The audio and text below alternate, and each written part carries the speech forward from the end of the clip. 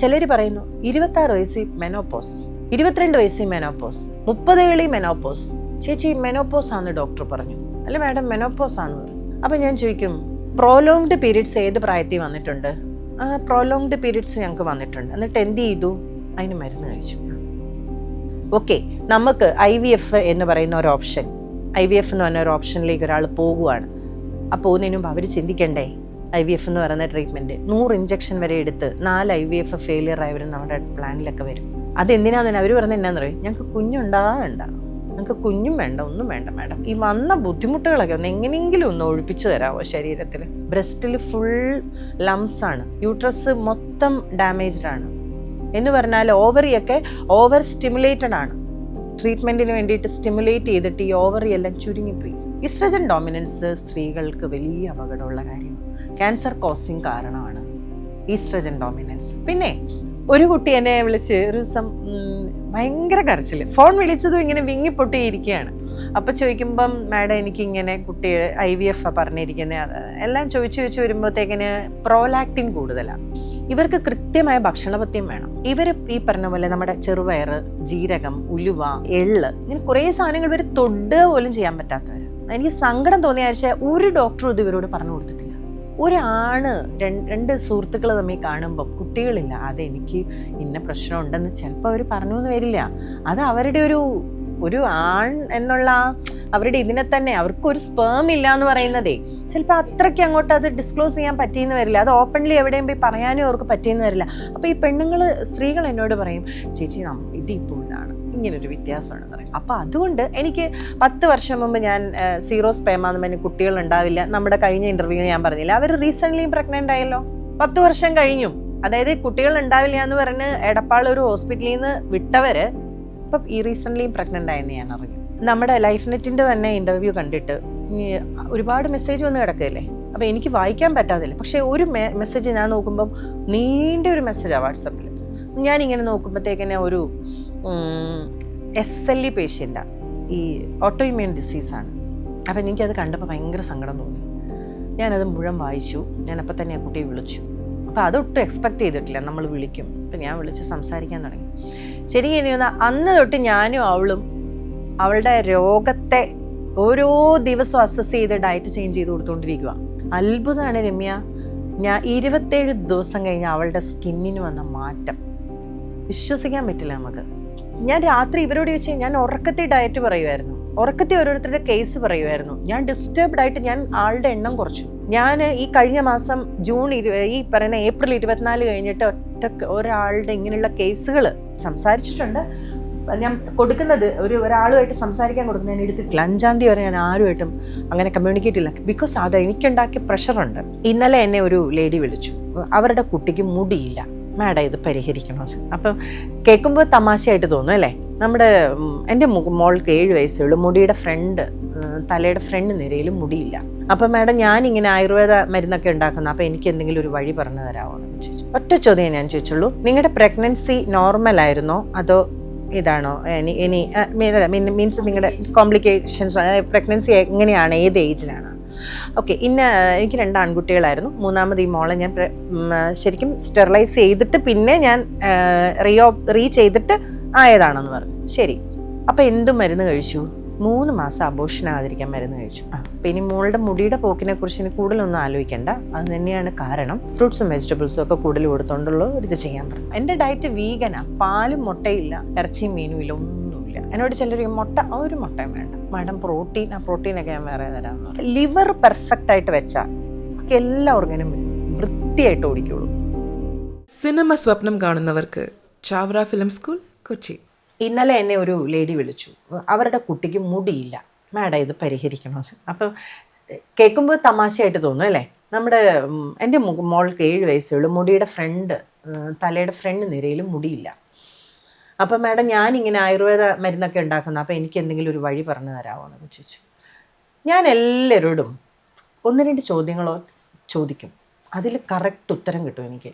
ഒറ്റ ചോദ്യം ഞാൻ ചോദിച്ചുള്ളൂ, നിങ്ങളുടെ പ്രഗ്നൻസി നോർമൽ ആയിരുന്നോ അതോ ഇതാണോ, മീൻസ് നിങ്ങളുടെ കോംപ്ലിക്കേഷൻസ്, പ്രഗ്നൻസി എങ്ങനെയാണ്, ഏത് ഏജിലാണ്? ഓക്കെ, എനിക്ക് 2 ആൺകുട്ടികളായിരുന്നു. മൂന്നാമത് ഈ മോളെ ഞാൻ ശരിക്കും സ്റ്റെറിലൈസ് ചെയ്തിട്ട് പിന്നെ ഞാൻ റീ ചെയ്തിട്ട് ആയതാണെന്ന് പറഞ്ഞു. ശരി, അപ്പം എന്ത് മരുന്ന് കഴിച്ചു? 3 മാസം അബോർഷൻ ആകാതിരിക്കാൻ മരുന്ന് കഴിച്ചു. അപ്പം ഇനി മോളുടെ മുടിയുടെ പോക്കിനെ കുറിച്ച് ഇനി കൂടുതലൊന്നും ആലോചിക്കേണ്ട, അത് തന്നെയാണ് കാരണം. ഫ്രൂട്ട്സും വെജിറ്റബിൾസും ഒക്കെ കൂടുതൽ കൊടുത്തോണ്ടുള്ള ഇത് ചെയ്യാൻ പറഞ്ഞു. പിന്നെ പ്രൊലോങ്ഡ് പീരീഡ്, ഈ ചിലർ പറയും പീരീഡ്സ് നിന്നു, അത് വലിയ നമ്മളുണ്ടല്ലോ ശരിക്കും ഈ നമ്മുടെ ഇൻ്റർവ്യൂവിന് ശേഷം വേറൊരു ലോകത്താണ് നമ്മൾ എത്തുക. കാര്യം കുറേ സത്യങ്ങൾ അറിയുകയാണ്, കുറേ സത്യങ്ങൾ അറിയുക, പല പല സത്യങ്ങൾ. അപ്പം ഇതിൽ ഞാൻ രാത്രി ഇവരോട് ചോദിച്ചാൽ ഞാൻ ഉറക്കത്തെ ഡയറ്റ് പറയുമായിരുന്നു, ഉറക്കത്തെ ഓരോരുത്തരുടെ കേസ് പറയുമായിരുന്നു. ഞാൻ ഡിസ്റ്റർബ്ഡ് ആയിട്ട് ഞാൻ ആളുടെ എണ്ണം കുറച്ചു. ഞാൻ ഈ കഴിഞ്ഞ മാസം ഈ പറയുന്ന ഏപ്രിൽ 24 കഴിഞ്ഞിട്ട് ഒരാളുടെ ഇങ്ങനെയുള്ള കേസുകൾ സംസാരിച്ചിട്ടുണ്ട്. ഞാൻ കൊടുക്കുന്നത് ഒരാളുമായിട്ട് സംസാരിക്കാൻ കൊടുക്കുന്നത് ഞാൻ എടുത്തിട്ടില്ല. 5-ാം തീയതി വരെ ഞാൻ ആരുമായിട്ടും അങ്ങനെ കമ്മ്യൂണിക്കേറ്റ് ഇല്ല. ബിക്കോസ് അത് എനിക്കുണ്ടാക്കിയ പ്രഷറുണ്ട്. അത് ഞാൻ ഹ്യൂമൻ ആയതുകൊണ്ട്, ഒരു അപ്പുറം നിൽക്കുന്ന ആളും ഹ്യൂമൻ, ഞാനും ഹ്യൂമൻ, നമുക്കത് കേൾക്കുമ്പോൾ ഉള്ള വിഷമങ്ങളും ഉണ്ട്. അപ്പോൾ ചിലർ പറയുന്നു 26 വയസ്സിൽ മെനോപോസ്, 22 വയസ്സിൽ മെനോപോസ്, 30 ഏളി മെനോപോസ്. ചേച്ചി മെനോപോസ് ആണെന്ന് ഡോക്ടർ പറഞ്ഞു. അല്ല മാഡം മെനോപോസ് ആണെന്ന് പറഞ്ഞു. അപ്പം ഞാൻ ചോദിക്കും പ്രോലോങ്ഡ് പീരീഡ്സ് ഏത് പ്രായത്തിൽ വന്നിട്ടുണ്ട്? പ്രോലോങ്ഡ് പീരീഡ്സ് ഞങ്ങൾക്ക് വന്നിട്ടുണ്ട്. എന്നിട്ട് എന്ത് ചെയ്തു? അതിന് മരുന്ന് കഴിച്ചു. പ്രോലോങ്ഡ് പീരീഡ്സ് ഉള്ള നിങ്ങൾക്ക് എന്ത് മരുന്നായിരിക്കും ഡോക്ടർ തരുന്നത്? അത് നിൽക്കാനല്ലേ? അപ്പം അതിന് വരവ് നമ്മുടെ ഡയറ്റിലൂടെ നോക്കാം. സ്പോട്ടിങ്ങിൽ കുറച്ച് കഴിയുമ്പോൾ ആകാം, അങ്ങനെയുള്ള ഒരു ഡയറ്റിലുണ്ട്. പിന്നെ ക്യാൻസർ വരുന്നവർ IVF ചെയ്തു, കുഞ്ഞുണ്ടായി, പക്ഷെ ക്യാൻസർ വന്നു. ഈസ്ട്രജൻ ഡോമിനൻസ്, കുട്ടി ഉണ്ടാവും. പിന്നെ ഡയറ്റിൽ വരുന്നവർ പറയുന്ന മാഡം എൻ്റെ കസിന് കുട്ടി ഉണ്ടായി ട്രീറ്റ്മെൻറ്റ് ചെയ്ത്, പക്ഷെ കിഡ്നി ട്രാൻസ്പ്ലാന്റ് ചെയ്യണം ഇപ്പം. അപ്പോൾ നമ്മൾ അറിയുന്ന കുറേ സത്യങ്ങളുണ്ട്. എന്നുവെച്ചാൽ ഞാൻ അതിന് ഡോക്ടേഴ്സിനെയോ ഇൻഡസ്ട്രിയോ ഒന്നും കുറ്റം പറയില്ല. കാര്യം എന്നാന്ന് പറഞ്ഞാൽ ഷോർട്ട് കട്ട്സിലേക്ക് നമ്മളെപ്പോൾ ഷോർട്ട് കട്ട്സ് ആണ് നമ്മൾ എപ്പോഴും നമ്മുടെ ഫസ്റ്റ് പ്രിഫറൻസ് പറഞ്ഞ ഷോർട്ട് കട്ട്സ് ആണ്. ഇപ്പം നമ്മുടെ അടുത്ത ആൾക്കാർ വണ്ണം കുറയും, മാഡം എത്ര കിലോ ഒരു മാസം? ഞാൻ പറയാം അങ്ങനൊന്നും എനിക്ക് പറയാൻ പറ്റില്ല, അതൊക്കെ നിങ്ങളുടെ ശരീരം. നമ്മൾ തരുന്ന ഡയറ്റിൽ ആദ്യത്തെ ആഴ്ചയിൽ 5 കിലോ കുറയുന്നവരുണ്ട്, അത് കഴിഞ്ഞ് 10 കിലോ കുറയുന്നവരുണ്ട്. കളമശ്ശേരി മെഡിക്കൽ ഉള്ളവരുണ്ട്, ഒറ്റ മാസം കൊണ്ട് 10 കിലോ കുറഞ്ഞു. വളരെ ഡിസിപ്ലിൻഡ് ആയിട്ടാണ് വരുന്നത്. അപ്പം ഞാൻ ബോഡിയാണ്, നിങ്ങൾ ഡിസിപ്ലിനോട് ചെയ്യുക, ബോഡി ഡിസൈഡ് ചെയ്യട്ടെ എന്ന് പറയും. അപ്പോൾ ആൾക്കാർക്ക് ഉണ്ടാകുന്ന സൈഡ് ഇഫക്ട്സ് എന്ന് പറയുന്നത് ചിന്തിക്കാവുന്നതിൻ്റെ അപ്പുറത്ത്. എന്ന് പറഞ്ഞാൽ ഒരു ഇൻഡസ്ട്രിയെ വ്യക്തമായി മനസ്സിലാക്കാതെ അങ്ങോട്ട് കൊണ്ട് തലവെച്ച് കൊടുക്കുക. ഓക്കെ, നമുക്ക് IVF എന്ന് പറയുന്ന ഒരു ഓപ്ഷൻ, IVF എന്ന് പറഞ്ഞ ഒരു ഓപ്ഷനിലേക്ക് ഒരാൾ പോകുകയാണ്. ആ പോകുന്നതിനും അവർ ചിന്തിക്കണ്ടേ? IVF എന്ന് പറയുന്ന ട്രീറ്റ്മെൻറ്റ് 100 ഇഞ്ചക്ഷൻ വരെ എടുത്ത് 4 IVF ഫെയിലിയർ ആയവരും നമ്മുടെ പ്ലാനിലൊക്കെ വരും. അതെന്തിനാന്ന് അവർ പറയുന്നത് എന്നാന്ന് പറയും, ഞങ്ങൾക്ക് കുഞ്ഞുണ്ടാകണ്ട, ഞങ്ങൾക്ക് കുഞ്ഞും വേണ്ട, ഒന്നും വേണ്ട മാഡം, ഈ വന്ന ബുദ്ധിമുട്ടുകളൊക്കെ ഒന്ന് എങ്ങനെയെങ്കിലും ഒന്ന് ഒഴിപ്പിച്ചു തരാമോ ശരീരത്തിൽ? മുഴയാണ്, ബ്രസ്റ്റിൽ ഫുൾ ലംസ് ആണ്, യൂട്രസ് മൊത്തം ഡാമേജ്ഡ് ആണ്. എന്ന് പറഞ്ഞാൽ ഓവറിയൊക്കെ ഓവർ സ്റ്റിമുലേറ്റഡ് ആണ്. ട്രീറ്റ്മെൻറ്റിന് വേണ്ടിയിട്ട് സ്റ്റിമുലേറ്റ് ചെയ്തിട്ട് ഈ ഓവറി എല്ലാം ചുരുങ്ങിപ്പോയി. അങ്ങനെ പറഞ്ഞു കഴിഞ്ഞാൽ സത്യം പറഞ്ഞാൽ ഒരു സ്ത്രീയുടെ ജീവിതം എന്ന് പറയുന്നത്, നമ്മൾ ഓർക്കും നമുക്കൊക്കെ പിള്ളേർ ബുദ്ധിമുട്ടില്ലാതെ ഉണ്ടായത് കൊണ്ടായിരിക്കാം നമുക്ക് ചിലപ്പോൾ അതിൻ്റെ വാല്യൂ അറിയില്ല. എന്നത് പലരോടും പറയും. അപ്പോൾ ഓരോരുത്തരുടെ ഓരോ കാര്യങ്ങൾ എനിക്ക് തോന്നുന്നു, ഒരു പെൺകുട്ടി പീരിയഡ്സ് ആകുന്നവിടം തൊട്ട് കൃത്യമായി ഒബ്സർവ് ചെയ്ത് അവളെ ഓരോ മാസവും വിലയിരുത്തി പോയില്ലെങ്കിൽ ഇനിയുള്ള കാലത്ത് ഒന്നിലെ കുട്ടി ഉണ്ടാവില്ല, അല്ലെങ്കിൽ കുട്ടി ഉണ്ടാവാനുള്ള ട്രീറ്റ്മെൻറ്റ് വഴി വേറെ രോഗം വന്ന് മരിക്കുന്ന അവസ്ഥ വരും.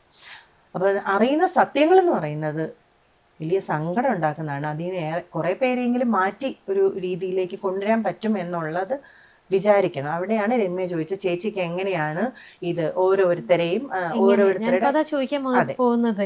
എങ്ങനെ ചേച്ചി, ഇപ്പൊ ചേച്ചി പലരും പല പ്രശ്നങ്ങളായിട്ടല്ലേ ചേച്ചിനെ ഇതാക്കുന്നത്. ചേച്ചി അന്ന് ഇതൊന്നും മെഡിക്കലി ബുക്ക് എടുത്തിരുന്നു പഠിച്ചിട്ടോ അറിഞ്ഞിട്ടോ ഒന്നും അല്ല. പക്ഷെ എങ്ങനെ ചേച്ചിക്ക് ഇതിനൊക്കെ ഒരു സൊല്യൂഷൻ കൊടുക്കാൻ പറ്റുന്നു? ഒന്ന്, എനിക്ക് തോന്നുന്നു ഞാൻ അവരെ നന്നായി കേൾക്കും. പകുതി പ്രശ്നങ്ങളും ഇമോഷണൽ അല്ലേ, സ്ട്രെസ്സ്. ശരിക്കും കുട്ടി ഉണ്ടാവാത്ത ഒരു കരയോ എന്നോട് പറയുന്നതെന്നു വെച്ചാൽ, ചേച്ചി എൻ്റെ കൂടെ ജോലി ചെയ്യുന്ന ആൾക്ക് 10 വർഷം കഴിഞ്ഞ കൊച്ചുണ്ടായേ, പക്ഷെ എന്നെ കാണുമ്പോൾ അവരത് ചോദിക്കും, ഇങ്ങനെ നടന്നോ, കളിച്ചു നടന്നോ, പിള്ളേർ ഒന്നും വേണ്ടല്ലോ, കളിച്ചു നടന്നോ. എല്ലാവരുടെയും ഞാൻ ചോദിക്കുന്ന, ഒരു ഭാര്യയും ഭർത്താവും തമ്മിൽ ഉണ്ടാകുന്ന അവരുടെ പല കാര്യങ്ങൾ, പല രഹസ്യങ്ങൾ എവിടെയെങ്കിലും പോയി പറയാൻ പറ്റുമോ അവർക്ക്? പക്ഷെ അവർ പുറത്തിറങ്ങി കഴിയുമ്പം റിലേറ്റീവ്സും ഫ്രണ്ട്സും ഒക്കെ എങ്ങനെയാണ് വിലയിരുന്നത്? കളിച്ച് ചിരിച്ച് നടന്നോ, പിള്ളേരും വേണ്ട, ഒന്നും വേണ്ട ചേച്ചി. എന്നിട്ട് അവർ കരയുക, ഞങ്ങളുടെ ബുദ്ധിമുട്ട് ഞങ്ങൾക്കല്ലേ അറിയത്തുള്ളൂ ചേച്ചി, ഞങ്ങൾ എന്ത് ചെയ്യാൻ പറ്റും, ഞങ്ങൾ ഇങ്ങനെ, ചേച്ചിയേ ഉള്ളൊരു രക്ഷ, എങ്ങനെയെങ്കിലും ഒരു വഴി ഉണ്ടാക്കി തരണം. അപ്പം എന്ന് പറയുമ്പോൾ ഞാൻ ഒരു മെഡിക്കൽ സയൻസിൻ്റെയും മുകളിൽ ഇരുന്നിട്ട് അല്ലെങ്കിൽ അതിനെ ചാലഞ്ച് ചെയ്തിട്ട് ഒന്നുമല്ല, ഞാനൊരു ശ്രമം നടത്തി നോക്കുക. ഏതാ? ഭക്ഷണ ജീവിത സാഹചര്യങ്ങളെ അവർക്ക് അനുകൂലമാക്കിക്കൊണ്ട് അവർക്ക് മാറ്റങ്ങൾ വരുത്താൻ സാധിക്കുമോ? അതിൽ പ്രകൃതിയെ മുൻനിർത്തി, അവർ പ്രാർത്ഥിക്കുന്ന ദൈവങ്ങളെ മുൻനിർത്തി നമ്മൾക്കറിയാവുന്ന ഏറ്റവും ചെറിയൊരു അറിവിനെ കൊടുക്കുകയാണ്. അതിന് എൻ്റെ പോർഷൻ ഞാൻ എപ്പോഴും പറയും ബിലോ 5% ഞാൻ പറയുള്ളൂ.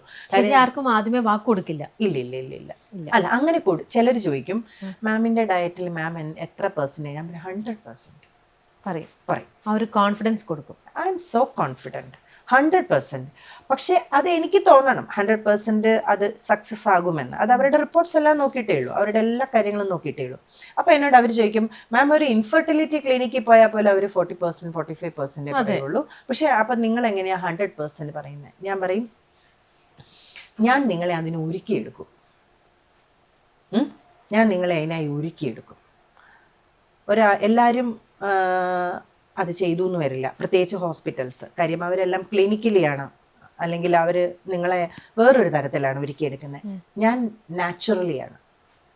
നിങ്ങളെ ഭക്ഷണം കഴിപ്പിച്ച് നിങ്ങളുടെ ശരീരത്തെ ആ തരത്തിലേക്ക് ആക്കിയെടുത്തിട്ട് നിങ്ങൾ കൺസീവ് ആകും. അത് നിങ്ങളുടെ ഉത്തരവാദിത്തമാണ്. ഞാൻ പറയും 100% അത് നിങ്ങളുടെ ഉത്തരവാദിത്തമാണ്, ഞാൻ തരുന്ന കാര്യങ്ങൾ അതുപോലെ പാലിക്കാൻ.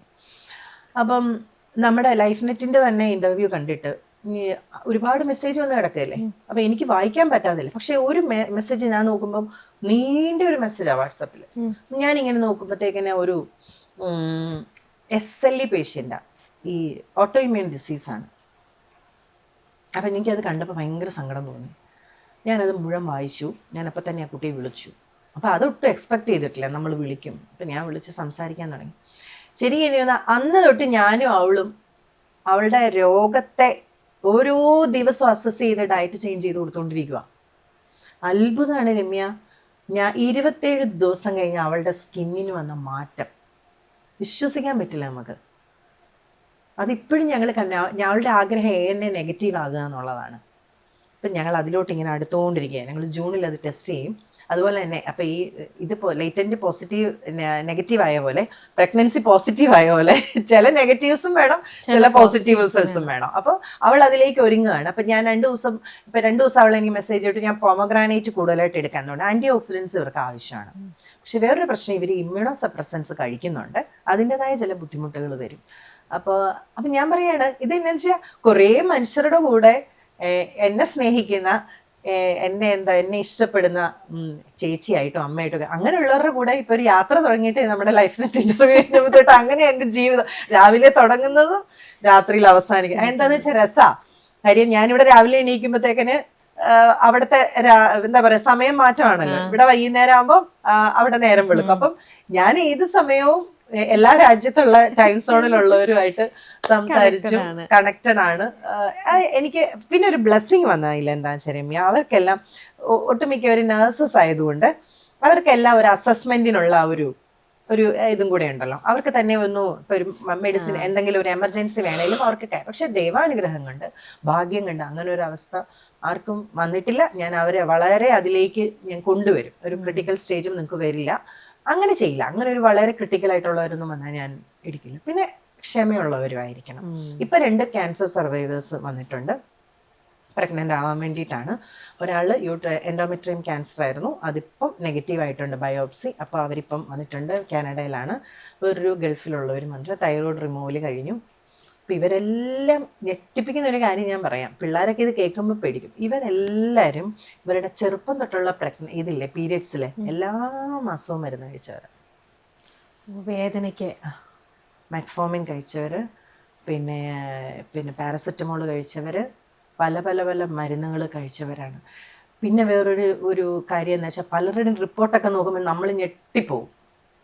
എന്നുവെച്ചാൽ ഡയബറ്റിക്കാണ്, ഓവറിക്ക് പ്രശ്നം, ഫൈബ്രോയൂട്രസിന് പ്രശ്നം, പല പല പല അസുഖങ്ങൾ എല്ലാം ആണ്.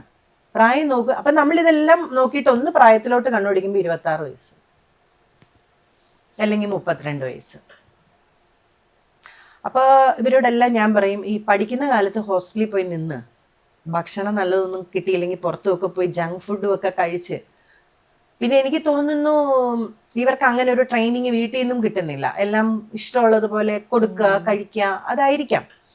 എന്താണെങ്കിലും ഇപ്പൊ നമ്മുടെ ഇതൊക്കെ കേൾക്കുമ്പോൾ ചിന്തിക്കാനെങ്കിലും പറ്റട്ടെ ആൾക്കാർക്ക്. ഇപ്പൊ എല്ലാ മാസവും പീരിയഡ്സിന്, എനിക്ക് കഴിഞ്ഞ ദിവസം ഒരു കുട്ടി മെസ്സേജ് അയച്ചു കേട്ടോ, 3 വർഷമായിട്ട് ആദ്യമായിട്ടാണ് മെഡിസിൻ കഴിക്കാതെ ഒരു പീരിയഡ്സ് പോയത്. ദുബായിൽ നിന്നൊരു കുട്ടി, 3 വർഷമായി. ഇനി രമ്യ സത്യമനെ പറഞ്ഞാൽ തീരാത്ത കഥകളാണ്. ഒരു കുട്ടി എന്നെ വിളിച്ച് ഒരു ദിവസം ഭയങ്കര കരച്ചില്, ഫോൺ വിളിച്ചതും ഇങ്ങനെ വിങ്ങിപ്പൊട്ടിയിരിക്കുകയാണ്. അപ്പൊ ചോദിക്കുമ്പം മാഡം എനിക്ക് ഇങ്ങനെ കുട്ടി IVF പറഞ്ഞിരിക്കുന്നത് എല്ലാം ചോദിച്ചു വരുമ്പോഴത്തേക്കിന് പ്രോലാക്റ്റിൻ കൂടുതലാണ്. ആക്ച്വലി അത് നമ്മൾ പ്രഗ്നൻസിയിലോ അല്ലെങ്കിൽ നമ്മൾ കുഞ്ഞുണ്ടായി കഴിഞ്ഞൊക്കെ നമ്മുടെ ബോഡിയിൽ വേണ്ട ഹോർമോണാണ്. പക്ഷെ ഇവർക്ക് കല്യാണം ഒന്നും കഴിക്കുന്നതിന് മുമ്പ് ചിലർക്കുണ്ട്, ചിലർക്ക് ഈ പറയുന്ന പോലെ അതിനോടടുപ്പിച്ച് കല്യാണമൊക്കെ കഴിഞ്ഞ് കഴിയുമ്പോഴത്തേക്കിന് ഇവരുടെ ചില വാല്യൂസ് നോക്കുമ്പോൾ വ്യത്യാസമായിട്ട് ഹൈ പ്രൊലാക്റ്റിൻ ആയിരിക്കും. അപ്പോൾ ഇവരുടെ പിറ്റ്യൂട്ടറി ഗ്ലാൻഡിൽ ചെറിയൊരു ഗ്രോത്തും കാണും. ഇവരാകെ പാനിക്കാവും. ഡോക്ടറെ അടുത്തൊക്കെ ചെന്ന് കഴിയുമ്പോഴത്തേക്കിന് ഇങ്ങനെ ഒരു ഗ്രോത്തും എന്നൊക്കെ കേൾക്കുമ്പോൾ പേടിയാവും. അപ്പം ഞാൻ ഈ പ്രോലാക്റ്റിൻ ഉള്ളവർ ഒരു 3-4 പേരുണ്ട് നമ്മുടെ അടുത്ത്. ഇവർക്ക് കൃത്യമായ ഭക്ഷണപഥ്യം വേണം. ഇവർ ഈ പറഞ്ഞ പോലെ നമ്മുടെ ചെറുപയർ, ജീരകം, ഉലുവ, നമ്മുടെ എള്ള്, ഇങ്ങനെ കുറേ സാധനങ്ങൾ ഇവർ തൊട്ട് പോലും ചെയ്യാൻ പറ്റാത്തവരാണ്. അതിശയിപ്പിക്കുന്ന കാര്യം എന്താണെന്ന് വെച്ചാൽ എനിക്ക് സങ്കടം തോന്നിയ വെച്ചാൽ ഒരു ഡോക്ടറും ഇത് ഇവരോട് പറഞ്ഞു കൊടുത്തിട്ടില്ല. എലിവേറ്റഡ് പ്രോലാക്റ്റിനായിട്ട് ഉള്ള എൻ്റെ അടുത്ത് വരുമ്പോൾ 36 ആയിരുന്ന ആളെ നമ്മുടെ ഡയറ്റിലൂടെ 41 ഡേയ്സിൽ കഴിഞ്ഞിട്ട് 14 പ്രോലാക്റ്റിൻ നോർമൽ റേഞ്ചിൽ എത്തിച്ചു. നോർമൽ റേഞ്ചിൽ ഡയറ്റ് മാത്രം. ലാസ്റ്റ് ആദ്യത്തെ ഒരു ഡോസ് മെഡിസിൻ ഇങ്ങനെ ഞാൻ മെഡിസിൻ സ്റ്റോപ്പ് ചെയ്തേക്കാൻ പറഞ്ഞു. ഇനി ആ മെഡിസിൻ സ്റ്റോപ്പ് ചെയ്തോന്ന് പറഞ്ഞു. പക്ഷെ അതിനു മുമ്പ് ഞാൻ അവരോട് വ്യക്തമായി നിങ്ങളുടെ എല്ലാ ഡോക്ടേഴ്സിനെയും കണ്ട് എല്ലാ കാര്യങ്ങളും നിങ്ങൾ തന്നെ അസസ് ചെയ്തിട്ട് വരാൻ പറഞ്ഞു. അപ്പോൾ ആ പ്രോലാക്റ്റിൻ മിഡിൽ നോർമൽ റേഞ്ചിൽ കൊണ്ടുവന്നു. ഇപ്പോഴും പ്രോലാക്റ്റിൻ ഉള്ളവരുണ്ട്. അപ്പം ശരിക്കും പറഞ്ഞാൽ ഞാൻ ഓർക്കുന്നത് നമ്മളിതെല്ലാം പഠിച്ചുകൊണ്ടിരിക്കുക. ഇപ്പം പുതിയ കേസസ് പഠിച്ച് ഒത്തിരി മാറ്റം ഒത്തിരി പേർക്ക് ഇതിനോടടക്കി കൊടുക്കാൻ പറ്റിയെന്നുള്ള ഒരു വലിയ സന്തോഷമുള്ള കാര്യമാണ്. ഇപ്പോൾ ചേച്ചി പ്രഗ്നൻ്റ് ആയി കഴിയുമ്പോൾ തന്നെ അല്ലെങ്കിൽ ആവാൻ പ്ലാൻ ചെയ്യുന്ന സമയത്ത് തന്നെ ഫോളിക് ആസിഡ് നമ്മുടെ ഇവിടെ ഡോക്ടേഴ്സ് എല്ലാവരും കൊടുക്കുന്നതാണ്. അത് ആക്ച്വലി ഒരു അസുഖത്തിനുള്ള ഒരു മരുന്നല്ല, അത് കുറച്ചും കൂടെ അത് ഒരു സപ്ലിമെന്റ് പോലത്തെ ആണല്ലോ. അപ്പൊ ചേച്ചിയുടെ ഈ ഒരു പ്രോഗ്രാമിങ് കാര്യങ്ങൾ ഇത് ചെയ്യുമ്പോൾ അത്തരത്തിലുള്ള സപ്ലിമെന്റ്സ് ചേച്ചി കഴിക്കാൻ പറയോ, അതോ അതും വേണ്ട? ഇല്ല, ഒരു സപ്ലിമെന്റ്സും വേണ്ട. സപ്ലിമെന്റ്സ് ഒന്നും സപ്ലിമെന്റ്സ് ഒക്കെ എപ്പോഴും പ്രോസസ്സ് ചെയ്യുന്നത് ലിവറിലൂടെ സപ്ലിമെന്റ്സ്. അപ്പൊ ഞാൻ എൻ്റെ ഡയറ്റിൽ ഞാൻ ഫോക്കസ് ചെയ്യുന്ന ഓർഗൻ ലിവറാണ്. അതിപ്പോ രമ്യയെ ഇപ്പം നമ്മളിത് കേൾക്കുമ്പോൾ ഡോക്ടേഴ്സ് ആയിട്ടുള്ളവർക്കും ഒക്കെ തോന്നാം ഇവരെന്താ ഈ പറയുന്നത് എന്ന് പറയുമ്പോൾ ബോഡി എന്ന് പറഞ്ഞാൽ ഇവരെന്ത് പഠിച്ചിട്ടാണ് എന്നൊക്കെ. പക്ഷെ എനിക്ക് മനസ്സിലായ കാര്യം എന്ന് വെച്ചാൽ ലിവർ പെർഫെക്റ്റ് ആയിട്ട് വെച്ചാൽ ഒക്കെ എല്ലാ ഓർഗനും വൃത്തിയായിട്ട് ഓടിക്കോളൂ. ഇവിടെ നമ്മുടെ പ്രശ്നം എന്നാന്ന് വെച്ചാൽ ലിവർ, ഞാൻ ആൾക്കാരോട് പറയും പ്രഗ്നൻസിയിൽ ആണെങ്കിലും എന്തിലായാലും നിങ്ങൾ ഈ നോൺ വെജ് എന്തുകൊണ്ട് ഒരാൾക്ക് എൻ്റെ ഡയറ്റ് വീഗനാണ്, പാലും മുട്ടയില്ല, ഇറച്ചിയും മീനും ഇല്ല, ഒന്നും പറ്റത്തില്ല. എന്നോട് ചിലർ മുട്ട ഒരു മുട്ടയും വേണ്ട മാഡം, പ്രോട്ടീനൊക്കെ ഞാൻ വേറെ തരാമെന്ന് പറയും. മുളപ്പിച്ച ചെറുപയർ കൊടുക്കും, ഇതൊക്കെ മതി, പ്ലാൻ പ്രോട്ടീൻ മതി. അപ്പം ഞാൻ അവരോട് പറയും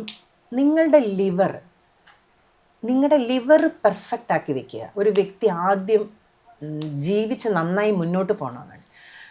ഇപ്പം നമ്മളിപ്പോൾ ഒരു സ്റ്റുഡിയോയിൽ ഇരുന്ന് സംസാരിക്കുമ്പോഴും ഇതിനെ റൺ ചെയ്യാൻ കുറേ പേര് കാണും അല്ലേ. അപ്പം ഇപ്പം നമ്മൾ ഒരാളുടെ ആബ്സെൻസിൽ ചിലപ്പോൾ വേറൊരാൾക്ക് ഷെയർ ചെയ്യായിരിക്കും ജോലി എന്ന് പറഞ്ഞ പോലെ ഇന്റേണൽ ഓർഗൻസ് ഓൾസോ ഷെയർ, അവരുടെ ഡ്യൂട്ടി ഷെയർ ചെയ്യും.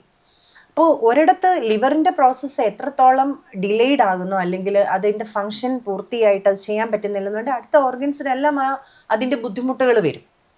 അപ്പം നമ്മൾ ചെയ്യുന്നത് ലിവറിന്, അതായത് പ്രോസസ്സിങ്ങിന് എളുപ്പമുള്ളൊരു ഫുഡ് ബോഡിക്ക് കൊടുക്കുകയാണ്. വളരെ ലൈറ്റ്, ബോഡി ഭയങ്കര ഹാപ്പി ആവും. രസം എന്താണെന്ന് വെച്ചാൽ ഈ ഡയറ്റിലൊക്കെ പോയിട്ട് ചിലർ ഈസ്റ്ററും പെരുന്നാളും ഒക്കെ വന്നപ്പോൾ ചോദിച്ചു, മാഡം ഈസ്റ്ററാ ഞങ്ങൾ കഴിച്ചോട്ടെ? കഴിച്ചോന്നു. കഴിച്ചു കഴിഞ്ഞ് മൊത്തം പ്രശ്നമായിട്ട് എന്നോട് ഞങ്ങൾക്കിനി ഇതൊന്നും വേണ്ട, ഞങ്ങൾ അത് തന്നെ നോക്കിക്കോളാന്ന് പറയും. പിന്നെ ഞാൻ പഠിച്ചു വന്നപ്പോൾ മനസ്സിലായ ഒരു കാര്യം എന്ന് വെച്ചാൽ ഈ ഹോർമോൺ ഇംബാലൻസ് ആണ് നമ്മുടെ ഒരു ഈസ്ട്രജൻ ഡോമിനൻസ് ആയിക്കോട്ടെ, ഈസ്ട്രജൻ ഡോമിനൻസ് സ്ത്രീകൾക്ക് വലിയ അപകടമുള്ള കാര്യമാണ്.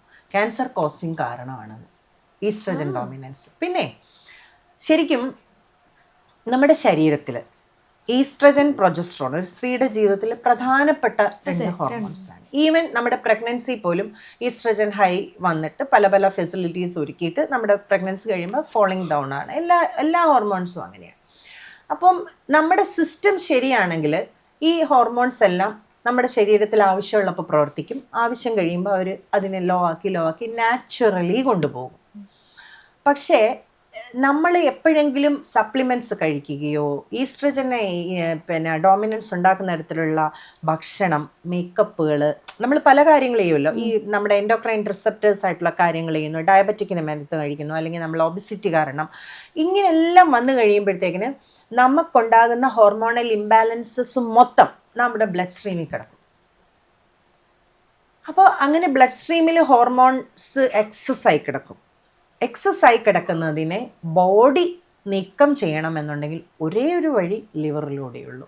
ട്രൂ വാട്ടർ കോമ്പൗണ്ട്സ് ആയ ബൈലും യൂറിനും.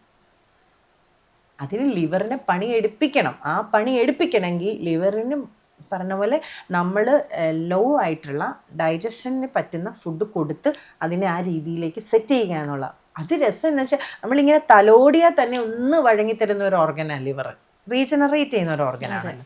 അപ്പം നമ്മളൊന്ന് ഇങ്ങനത്തെ ഫുഡൊക്കെ കൊടുത്തങ്ങോട്ടൊന്ന് സെറ്റാക്കാൻ ആശ ഹാപ്പിയാണ്. പിന്നെ എല്ലാ കാര്യങ്ങളും സെറ്റ് ആയിക്കോളും. അപ്പം ഞാൻ സ്ത്രീകളോട് എല്ലാവരോടും പറയും, നിങ്ങളുടെ ഹോർമോൺ ഇംബാലൻസ് ആണ് നിങ്ങളുടെ ഫൈബ്രോയിഡിൻ്റെ കാര്യം, എൻഡോമെട്രിയോസിൻ്റെ കാര്യം, PCOS, PCOD എല്ലാത്തിൻ്റെയും കാര്യം അത് തന്നെയാണ്. പ്രഗ്നൻസിയിലോട്ട് പോകാത്തതും അത് തന്നെയാണ്. അപ്പം നമുക്ക് ആദ്യം ഈ വേണ്ടാത്ത ഹോർമോൺസിനെ എലിമിനേറ്റ് ചെയ്ത് കളയണം. അപ്പം മാഡം അത് കുഴപ്പമില്ല, ഞങ്ങൾക്ക് ഹോർമോൺ ഇംബാലൻസ് അല്ല, അതെങ്ങനെയാണ് പറയണത്? അത് ബ്ലഡ് ടെസ്റ്റ് ചെയ്തപ്പോൾ അത് ഓക്കെ, ശരി. അപ്പോൾ അത് ഞാൻ പറഞ്ഞു തരാം.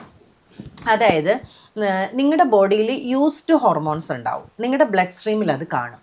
അപ്പം നിങ്ങളുടെ ഹൈപ്പോതലാമസ്, നമ്മളിതെല്ലാം ഒരു ചാനൽ ഉണ്ടല്ലോ, നോക്കുമ്പോൾ നമ്മൾ വി ആർ സഫിഷ്യൻറ്റ് വിത്ത് എന്താ പറയുക ഹോർമോൺസ് അല്ലേ.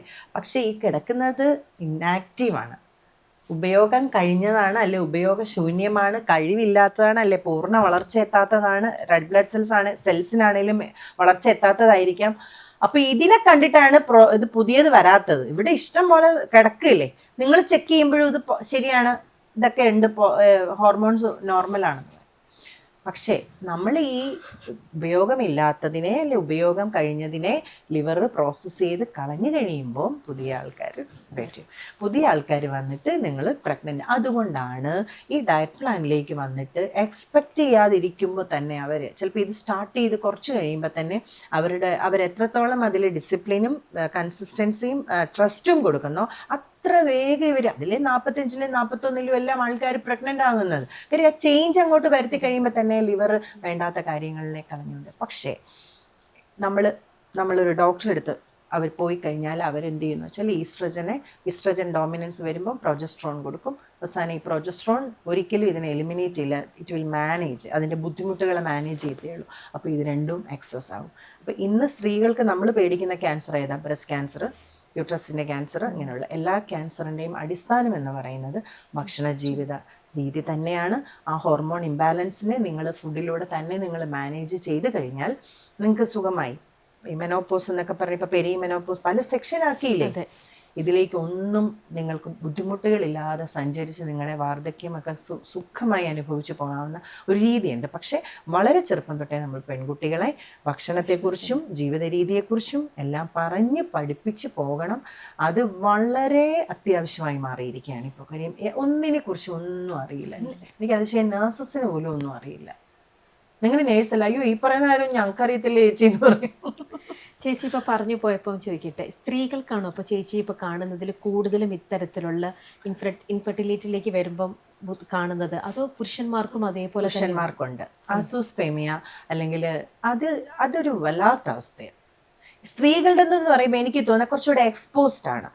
ഇപ്പം നമ്മൾ ചർച്ച ചെയ്യുന്ന വിഷയമാണ് അല്ലേ. ഇപ്പം എനിക്ക് കുട്ടിയില്ലാന്ന് വെച്ചു, ഇപ്പം നമ്മൾ തമ്മിൽ കാണുകയാണെങ്കിലും ഞാൻ പറയും എനിക്ക് PCOS ആണ് രമ്യ, അല്ലെ എനിക്ക് PCOD എനിക്ക് എൻഡോമെട്രിയോസിസ് ആണ്. ഓക്കെ, നമ്മളിങ്ങനെ ക്ലാസിഫൈ ചെയ്തിട്ടുണ്ട്. പക്ഷേ ഒരാണ് രണ്ട് സുഹൃത്തുക്കൾ തമ്മിൽ കാണുമ്പം കുട്ടികളില്ല, അതെനിക്ക് ഇന്ന പ്രശ്നം ഉണ്ടെന്ന് ചിലപ്പോൾ അവർ പറഞ്ഞു എന്ന് വരില്ല.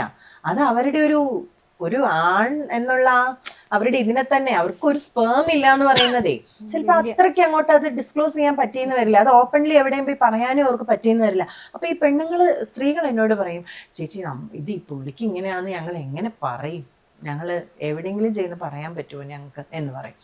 പക്ഷെ നമ്മുടെ ഡയറ്റ് പ്ലാനിലൂടെ ചിലര് ഭാര്യമാരറിഞ്ഞായിരിക്കില്ല വരുന്നത്, വളരെ ഡീസൻ്റ് ഉള്ളു. അതെനിക്ക് ഇത് വളരെ ഫ്രജൈലായൊരു, ഞാൻ എങ്ങനെയാ രമ്യയോട് ഇത് പറയണ്ടേ അല്ലേ, ഒരു പുരുഷൻ ആണ് എന്നോട് അത് സംസാരിക്കുന്നത് അല്ലേ. പക്ഷെ എനിക്ക് റെസ്പെക്ട് തോന്നിയിട്ടുള്ള ആണുങ്ങളുണ്ട്, എനിക്ക് ഭയങ്കര റെസ്പെക്ട്. എന്നുവെച്ചാൽ ഓസ്ട്രേലിയയിലെ എല്ലാവരും ഇവരൊക്കെ പുറത്ത് തന്നെയാണ്, പക്ഷെ വളരെ ഡീസൻ്റ് ആയിട്ട് അവരവരുടെ പ്രശ്നം പറഞ്ഞു, മാഡം ഇങ്ങനെയാണ്, ഓക്കെ ഞാൻ ഡയറ്റ് കൊടുത്തു. അത് കഴിഞ്ഞിട്ട് എനിക്ക് ഇവരുടെ ചേഞ്ച് അറിയണം. ഒരു സ്ത്രീയുടെ ചേഞ്ച് കുറച്ച് എളുപ്പം നമുക്ക് മനസ്സിലാവും. മാഡം പീരിയഡ്സിന് പെയിൻ ഇല്ലായിരുന്നു, അല്ലെ പീരിയഡ്സ് റെഗുലറായി ഓൺ ഡേറ്റിൽ തന്നെ വന്നു, ഇല്ല പലതും അവർക്ക് പറയാം. പക്ഷെ പുരുഷൻ ഇതിൽ നിന്നൊന്നു മാറ്റം വന്നോ എന്ന് അറിയണമെന്നുണ്ടെങ്കിൽ എനിക്ക് ചില ചോദ്യങ്ങൾ ചോദിക്കാതെ വഴിയില്ല. അപ്പൊ ഞാൻ അതുപോലെ അത് അവരോട് ചോദിക്കും. അപ്പൊ അവര് പറയും അതിൽ ചേഞ്ചസ് ഉണ്ട് മാഡം, ഞങ്ങളുടെ തിക്നെസ് വന്നിട്ടുണ്ട്, ഞങ്ങൾക്ക് ഇതിൽ അവരുടെ നമുക്ക് പറയാം. എന്നുവെച്ചാൽ അവരവരുടെ മനസ്സ് തുറന്ന് നമ്മളോട് സംസാരിക്കും. അപ്പൊ എനിക്ക് അതെന്ത് വെച്ചാല് പരസ്പരം അറിയാത്തവരാണല്ലോ എന്നോട് സംസാരിക്കുന്നത്. അപ്പൊ വേറൊരു രാജ്യത്ത് നിന്ന് എന്നെ വിളിക്കുന്ന ആൾ പറയുന്ന അതേ കാര്യം ഇതിനെ ഞാൻ ഡയറ്റ് കൊടുക്കുന്ന വേറൊരാളും പറയും, മാഡം ഞാൻ ഒബ്സർവ് ചെയ്തത് ഇതാണ്, ഇങ്ങനൊരു വ്യത്യാസമാണെന്ന് പറയും. അപ്പൊ അതുകൊണ്ട് എനിക്ക് 10 വർഷം മുമ്പ് ഞാൻ സീറോ സ്പേമാന്ന് പറഞ്ഞ കുട്ടികൾ ഉണ്ടാവില്ല. നമ്മുടെ കഴിഞ്ഞ ഇന്റർവ്യൂവിന് ഞാൻ പറഞ്ഞില്ല, അവർ റീസെന്റ് പ്രഗ്നന്റ് ആയല്ലോ, 10 വർഷം കഴിഞ്ഞു. അതായത് കുട്ടികൾ ഉണ്ടാവില്ല എന്ന് പറഞ്ഞ് എടപ്പാൾ ഒരു ഹോസ്പിറ്റലിൽ നിന്ന് വിട്ടവര് ഇപ്പൊ ഈ റീസെന്റ് പ്രഗ്നന്റ് ആയെന്ന് ഞാൻ അറിഞ്ഞു. അപ്പോൾ ആണുങ്ങളുടെ വിഷയം വലിയ തോതിലുണ്ടെങ്കിലും അത്രയ്ക്ക് അത് ചിലപ്പോൾ പുറത്ത് പറഞ്ഞു എന്ന് വരില്ല. പക്ഷെ അവിടെ ഒരു പ്രശ്നമുണ്ട്, അത് ഞാൻ പറഞ്ഞുതരാം. എന്താണെന്നറിയാമോ, അവിടെ ഡോണർ സ്പെർം എന്ന് പറഞ്ഞൊരു പണിയുണ്ട്, മനസ്സിലായോ? അവിടെയാണ് അതിലേക്ക് ഫോഴ്സ്ഡ് ആകുക പെണ്ണുങ്ങൾ, മനസ്സിലായോ? ട്രീറ്റ്മെന്റിലേക്ക് വരാൻ ആണുങ്ങൾക്ക് വിമുഖത വരുമ്പോൾ ഡോണർ സ്പെർമിൽ കുട്ടികൾ ഉണ്ടാകും. പക്ഷെ ഞാൻ അത് തുറന്നു ചോദിച്ചിട്ടുണ്ട് ചിലരോട്, ഈ IVF എന്ന് പറയുന്ന ഇത്രയും വലിയൊരു പ്രോസസ്സിൽ ഇത്രയും വേദന സഹിച്ചിട്ടും നിങ്ങളുടെ ഹസ്ബൻഡിൻ്റെ അല്ലാത്തൊരു കുട്ടി നമുക്ക്, പക്ഷേ ചേച്ചി അതല്ലാതെ വേറെ വഴിയില്ല, ശരി, അപ്പൊ അതിനു വേണ്ടി ഒരുക്കി കൊടുക്കലുണ്ട്. അതായത് IVF-ന് വേണ്ടി അവരെ പ്രിപ്പയർ ചെയ്യുന്ന രീതിയുണ്ട്. അത് സക്സസ് ആവണമല്ലോ. പക്ഷെ അതൊക്കെ ഓരോരുത്തരുടെ മാനസികമായ അല്ലേ, ചിലരുടെ ഓരോരുത്തരുടെ ഓരോ അവസ്ഥകളല്ലേ, നമുക്കിപ്പോൾ അതൊക്കെ പറയാൻ പറ്റില്ല. ചിലർക്ക് അവരുടെ പ്രശ്നമായിട്ട് ഹസ്ബൻഡിന്റെ പ്രശ്നമാണെന്ന് പറയാൻ പറ്റില്ലായിരിക്കും. അപ്പം കുഞ്ഞുങ്ങൾ അത് ചിലതെങ്ങനെയാണെന്ന് വെച്ചാൽ റീമാരേജ് ഒക്കെ വരും. ഒരു കല്യാണത്തിൽ കുട്ടി ഉണ്ടായില്ല, രണ്ടാമതൊരു കല്യാണത്തിൽ കുട്ടി ഉണ്ടാവും. അപ്പൊ ഇത് ഇയാളുടെ പ്രശ്നമല്ലാതെ ഒന്ന് തെളിയിക്കുകയും ചെയ്യാം. ഡോണർ സ്പേം ആണെങ്കിൽ അങ്ങനെ ഡോണർ സ്പേം ധാരാളമായിട്ട് നമ്മുടെ ഇൻഫെർട്ടിലിറ്റി സെന്റേഴ്സിൽ ഏറ്റവും അധികം പ്രഗ്നൻസിയും ഡോണർ സ്പേം വഴിയാണ് നടക്കുന്നതെന്ന് ഞാൻ പറയും. കാര്യം എന്നാന്ന് പറഞ്ഞാൽ ആസോസ്പേമിയ നല്ല തോതിൽ ഒരവസ്ഥ. പക്ഷെ അത് നമ്മൾ ആൺകുട്ടികളെ വളർത്തുമ്പോൾ നമ്മൾ അത് ശ്രദ്ധിക്കണം. പെൺകുട്ടികളുടെ വളർച്ചയിൽ നമ്മൾ ശ്രദ്ധിക്കുന്നതിനോടൊപ്പമോ അതിലപ്പുറമോ ആയി ആൺകുട്ടികളെ നോക്കേണ്ട ഒരു അവസ്ഥയുണ്ട്. കാര്യം അവരുടെ ഡ്രസ്സിങ്, നമ്മുടെ ഇന്നത്തെ സ്കൂൾ യൂണിഫോം എല്ലാം ടൈറ്റായിട്ട് സർക്കുലേഷൻ ഒന്നും ഇല്ലാത്ത രീതിയിലുള്ള ഡ്രസ്സിങ്, പിന്നെ ഇവർ കഴിക്കുന്ന ഫാസ്റ്റ് ഫുഡ്, കാർബണേറ്റഡ് ഡ്രിങ്ക്സ്, ഈ പറഞ്ഞ ഗ്രിൽഡ് അങ്ങനെയൊക്കെയുള്ള ഭക്ഷണങ്ങളെല്ലാം ബോഡി ഹീറ്റ്. ആക്ച്വലി സ്ത്രീയെയും പുരുഷനെയും വേർതിരിച്ചാണ് സൃഷ്ടിയിൽ തന്നെ. പുരുഷന്റെ ഓർഗൻ, സെക്ഷൽ ഓർഗൻ എന്ന് പറയുന്നത് തന്നെ ബോഡി ഹീറ്റിനേക്കാളും 3 to 4 സെൽഷ്യസ് കുറച്ചാണുള്ളത്, പുറത്താണുള്ളത്. അപ്പൊ അതുപോലും സ്പേമിന് ഒരു കുഴപ്പവും വരാതിരിക്കാൻ പ്രകൃതി അങ്ങനെ എന്തൊക്കെ പണികൾ നമ്മളെ സംരക്ഷിക്കാൻ ചെയ്തു വെച്ചിട്ടുണ്ടെന്ന് അറിയാമോ? അപ്പൊ നമ്മുടെ ലൈഫ് സ്റ്റൈലിലൂടെ വരുന്ന മാറ്റങ്ങളുണ്ട്, ചേഞ്ചസ്, ചിലതൊക്കെ നശിച്ചു പോകുന്ന രീതികൾ. അപ്പോൾ അതിനെ നമ്മളൊന്ന് ശ്രദ്ധിക്കുക എന്നുള്ളതാണ്. പക്ഷെ എനിക്ക് തോന്നുന്നു രമ്യ, ഫെർട്ടിലിറ്റി റേറ്റ് വലിയ തോതിൽ ഇനി കുറഞ്ഞേ വരുള്ളൂ. കാര്യം എന്നാന്ന് പറഞ്ഞാൽ നമ്മളുടെ ഒരു ലൈഫ് സ്റ്റൈൽ അങ്ങനെയായിപ്പോയി. കാര്യം ഭക്ഷണം എന്ന് പറയുന്നത് ഒരു ഈസി ആക്സസ് ഉള്ള ഒരു ഇത് എന്ന് വെച്ചാൽ ഇപ്പോൾ സൊമാറ്റോ ആയാലും സ്വിഗ്ഗി ആയാലും എല്ലാം. അപ്പോൾ എന്ന് വെച്ചാൽ നമ്മൾ അതിനകത്ത് നമ്മുടെ വീട്ടിലേക്ക് കൊണ്ടുവരുന്ന ആ കണ്ടെയ്നർ പോലും ക്യാൻസർ കോസിങ് ആണ്, അല്ലെങ്കിൽ എൻഡോക്രൈൻ ഡിസ്ട്രപ്റ്റേഴ്സ് ആണ്, അല്ലേ, മൈക്രോ പ്ലാസ്റ്റിക്കുകളാണ്. അപ്പം ആ അവസ്ഥയിൽ എനിക്ക് നമ്മളിതിപ്പോൾ തിരിഞ്ഞു പോക്ക് നടക്കുവോ എന്നൊക്കെ ചോദിച്ചാൽ അതിനൊക്കെ ഒരു ഉത്തരം പറയാനായിട്ട് നമ്മളല്ലല്ലോ ഇതെല്ലാം മാനേജ് ചെയ്യുന്നയാൾ. പക്ഷെ അതിനൊരു പോസിബിലിറ്റി ഉണ്ടെങ്കിൽ അതിലേക്ക് തന്നെ നമ്മൾ പോകേണ്ടി വരും. ആരോഗ്യം തന്നെയാണ് പ്രധാനം. അതിലെ തലമുറകളെ ആരോഗ്യത്തോടെ സംരക്ഷിക്കണമെന്നുണ്ടെങ്കിൽ ഒരു സ്ത്രീ അവളുടെ ആരോഗ്യം, സ്ത്രീയും പുരുഷനും, അതിൽ രസം എന്താണെന്ന് വെച്ചാൽ പ്ലാസന്റയുടെ ഹെൽത്ത് എന്ന് പറയുന്നത് പോലും പുരുഷനെ ഡിപ്പെൻഡ് ചെയ്തായിരിക്കുന്നതെന്ന് പറയും. ഒബിസിറ്റി ഉള്ള അല്ലെങ്കിൽ ഡയബറ്റിക് ആയ പുരുഷന്റെ ഭാര്യ, പ്ലാസന്റയുടെ ഒരു ഇമ്പോർട്ടൻസ് അറിയാലോ ഒരു പ്രഗ്നൻസിയിൽ, ഒരു പ്ലാസന്റ അതുപോലെ നമ്മുടെ ഫുഡിനെ ഡിപ്പെൻഡ് ചെയ്തായിരിക്കുന്നത്. ഡിപ്പെൻഡ് ചെയ്താണ് മനസ്സിലാക്കാൻ പറ്റും. ചേച്ചി തൊട്ടു മുന്നേ പറഞ്ഞ പോലെ ഒരു പുരുഷനെ അതെങ്ങനെയാ ഡയബറ്റിക് ആയ ഒരാള് അല്ലെങ്കിൽ ഒബിസിറ്റി ഉള്ള ഒരാളുടെ ഒക്കെ ബ്ലഡിൽ എപ്പോഴും, ഒബിസിറ്റി ഉള്ള ഒരാളുടെ ബോഡിയിൽ എപ്പോഴും ലെപ്റ്റിനും ഇൻസുലിനും ഹൈ ആയിരിക്കും. ക്രേവിങ്സ് തോന്നുന്നതിന്റെ കാരണം അതുകൊണ്ടാണ്. ഒബിസിറ്റി ഉള്ളവർക്ക് ഭയങ്കര ക്രേവിങ്സ് ആയിരിക്കും. അപ്പൊ അതിനെ നിലയ്ക്ക് നിർത്തുക എന്നുള്ളതിന് നമ്മൾ ഫൊളൈറ്റ്സ് ഉള്ള, ഫോളിക്ക് റീച്ച് ആയിട്ടുള്ള ഫുഡിനെയാണ് നമ്മൾ കൊടുത്തിട്ട് ഈ ഇൻസുലിൻ ഉള്ളവരെയൊക്കെ നമ്മൾ മാനേജ് ചെയ്യുന്നതും. അപ്പോൾ ഇവരുടെ ഈ ഒരു പ്രശ്നം, അതായത് ഈ ഡയബറ്റിക് ആയിട്ടുള്ളവരുടെ, ഒബിസിറ്റി ഉള്ളവരുടെ പ്രശ്നം അവരുടെ കുട്ടിയുടെ പ്ലാസന്റയെ ബാധിക്കും. അപ്പം നമ്മളൊന്ന് ആലോചിച്ച് നോക്കിക്കഴിഞ്ഞാൽ, ഞാൻ ചോദിക്കട്ടെ, ഒരു ഇംപ്ലാന്റേഷൻ വരുന്നു, 4 weeks കഴിയുമ്പോൾ പ്ലാസന്റ ഉണ്ടാകുന്നു, ഈ പണിയൊക്കെ നമ്മൾ പുറത്തുനിന്ന് അറിയുന്നുണ്ടോ? ആരെങ്കിലും നിയന്ത്രിക്കുന്നുണ്ടോ? നമ്മൾ ഇവിടെ ഒരു സ്വിച്ച് ഒക്കെ ഘടിപ്പിച്ചേച്ച് ഇതിങ്ങനെ മാറ്റി മാറ്റി കൊടുക്കുവാണ്. എന്നാ പ്ലാസന്റ ഇത്രയായി, കൊച്ചി ഇത്രയായി, ഇനിയിപ്പോ ഇത്രയും ചൂട് മതി, ഇത്രയും വെള്ളം മതി, ഇങ്ങനെ വല്ലതും ആണോ? ഈ സൃഷ്ടി എന്ന് പറയുന്നതിനോടുള്ള നമ്മുടെ ഒരു വിശ്വാസമില്ലായ്മയുടെ പ്രശ്നമുണ്ട്. മനസ്സിലായോ? തകരാറുകൾ പരിഹരിക്കാൻ എല്ലാ ജീവജാലങ്ങൾക്കും ഉള്ള എല്ലാ കപ്പാസിറ്റിയും മനുഷ്യനുമുണ്ട്. പക്ഷെ മനുഷ്യൻ മാത്രമാണ് സ്വാഭാവികതയിൽ നിന്നും വ്യതിചലിച്ചുള്ള ഒരു ജീവിത രീതി തുടരുന്നത്. അവിടെയാണ് പ്രശ്നം. അപ്പം ഇത്രയും, അതായത് ഒരു ഇരുട്ടറയാണ് ഗർഭാശയം. അവിടെ കൊണ്ട് ഒരു കുഞ്ഞിനെ വെച്ച് അതിനെ ഇങ്ങനെ ആക്കി അനക്കി തിരിച്ചു വളർത്തി കയ്യ് കാല് കണ്ണ് അല്ലെ മൂക്ക് എല്ലാം ആക്കി പൂർണ്ണ ആരോഗ്യത്തോടെ ഇങ്ങോട്ട് തരിക എന്ന് പറഞ്ഞാൽ ശരീരം എന്തായിരിക്കണം? പ്യുവർ ആയിരിക്കണം. ഒന്ന് ആലോചിച്ച് നോക്കിയേ. ഞാൻ ഈ പറഞ്ഞ ഒരു എക്സാമ്പിൾ, അതായത് ഒരു കുട്ടിക്ക് മുടി പൊഴിഞ്ഞു പോകുന്നതിന്റെ കാരണം ആരാ? ആ കുട്ടിയാണോ? കുട്ടിയുടെ അമ്മ 3 മാസത്തേക്ക് അബോർഷൻ ആകാതിരിക്കാനുള്ള മരുന്ന് കഴിച്ചതാ. അപ്പൊ നമ്മൾ കഴിക്കുന്ന എല്ലാ കാര്യങ്ങളും, പ്രത്യേകിച്ച് ഇതുപോലുള്ള കെമിക്കൽ കോമ്പോസിഷൻസ് എല്ലാം നമ്മളുടെ കുഞ്ഞുങ്ങളെ എങ്ങനെ ഇനി ഭാവിയിൽ, കുഞ്ഞുങ്ങളെ മാത്രമല്ല 7 തലമുറ വരെ ജനറ്റിക്കലി ഉള്ള ഡിസോർഡേഴ്സ് അല്ലെങ്കിൽ നമ്മൾ ഉണ്ടാക്കുന്ന പ്രശ്നം 7 തലമുറ വരെ നിൽക്കാമെന്നാണ്. അപ്പോൾ ഒന്ന് ആലോചിക്കണം, രമ്യക്ക് എനിക്കുണ്ടായ കൊച്ച് ഇനി അത് കഴിഞ്ഞുള്ള 4ാമത്തെ ജനറേഷന് പോലും നമ്മൾ ഉണ്ടാക്കിയ പ്രശ്നങ്ങൾ കാരണം ചിലപ്പോൾ അനുഭവിച്ചേക്കാം. അപ്പൊ അത്രയ്ക്കും പ്യുവറായിട്ട് ബോഡിയെ വെക്കാന്നുള്ള. അപ്പൊ നമ്മളൊരു ഡോക്ടറായിട്ടല്ല, നമ്മളൊരു എക്സ്പീരിയൻസിൽ, പിന്നെ നമുക്കത് മനസ്സിലാക്കാനുള്ള കഴിവ് ചിലപ്പോൾ പ്രകൃതിയോട് കൂടുതൽ ഇണങ്ങി ജീവിച്ചത് കൊണ്ടോ, അല്ലെങ്കിൽ ഇപ്പൊ നമ്മൾ 4 പ്രസവം മരുന്നുകളില്ലാതെ നമ്മൾ ചെയ്തത് കൊണ്ടോ, ഇവനെ ഞാൻ വീട്ടിൽ പ്രസവിച്ചു, അതല്ലാതെയുള്ള എൻ്റെ അനുഭവത്തിൽ നിന്നൊക്കെ എനിക്ക് നിലനിൽക്കണമെങ്കിൽ ഞാൻ പലതും പഠിക്കണമായിരുന്നു.